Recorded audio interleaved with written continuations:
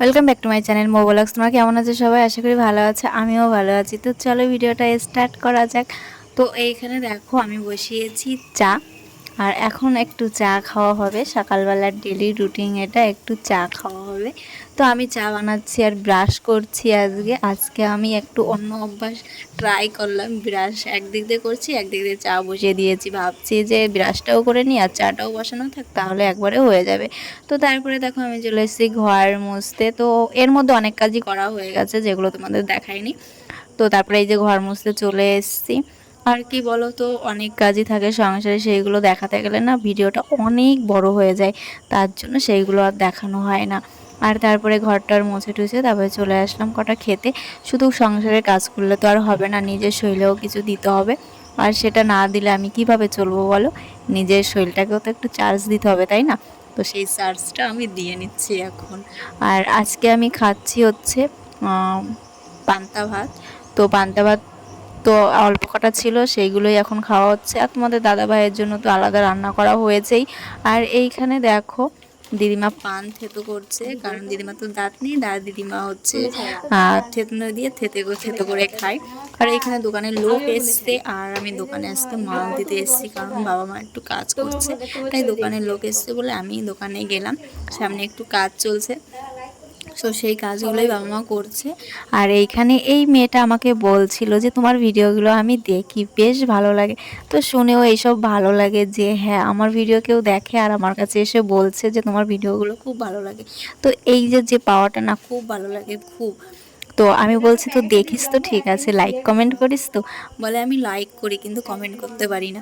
আমি বলছি হ্যাঁ আমি জানি, লাইকগুলো যখন করো তখন আমার প্রোফাইলে আসে।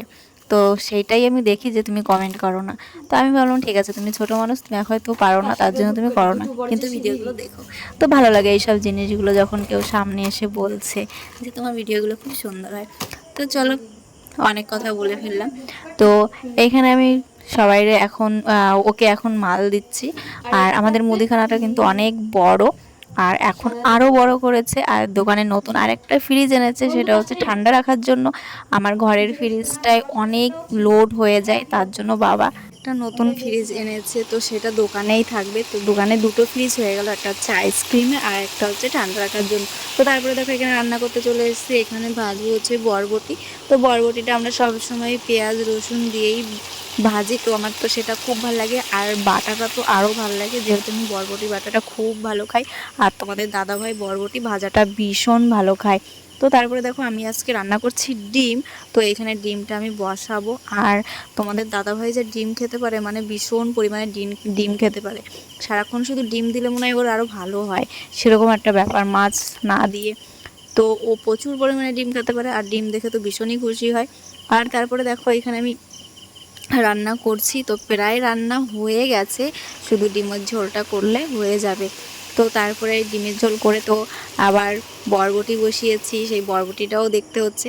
তারপরে আমি স্নান করে চলে এসেছি, কারণ আজকে আর স্নান করার টাইম পাইনি। কাজ করতে করতে বেলাটা যে কোথায় চলে গেছে আমি নিজেও বুঝতে পারিনি, তাই স্নান করার টাইমটা আর পাইনি। দেখলাম যে রান্নার সময় হয়ে গেছে, তাই রান্না করতে চলে গেছিলাম। আর এখানে আমি এখন স্নান টেনান করে রেডি হয়ে নিচ্ছি। তো বাবাকে ভাত দিচ্ছে মা, খেতে দিচ্ছে বাবাকে।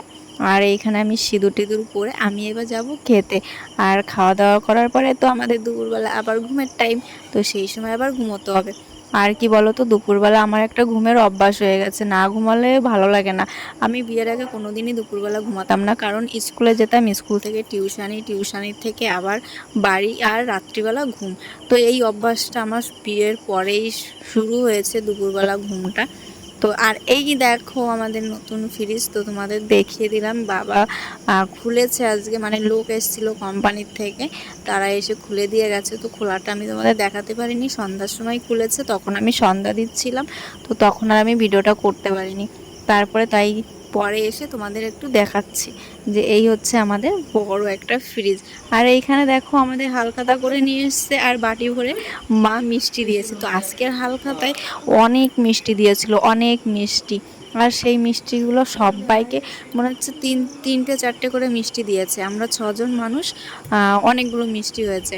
তো যে হচ্ছে রাত 12:40, আর এখন আমি রাত্রিবেলা দেখো মশারি টানাচ্ছি, কারণ যখন শুয়ে পড়েছি দেখছি যে মশায় কামড়িয়ে ছুলে ফেলছে একেবারে, তো তার জন্য এখন আবার আমাকে মশারি টানাতে হচ্ছে।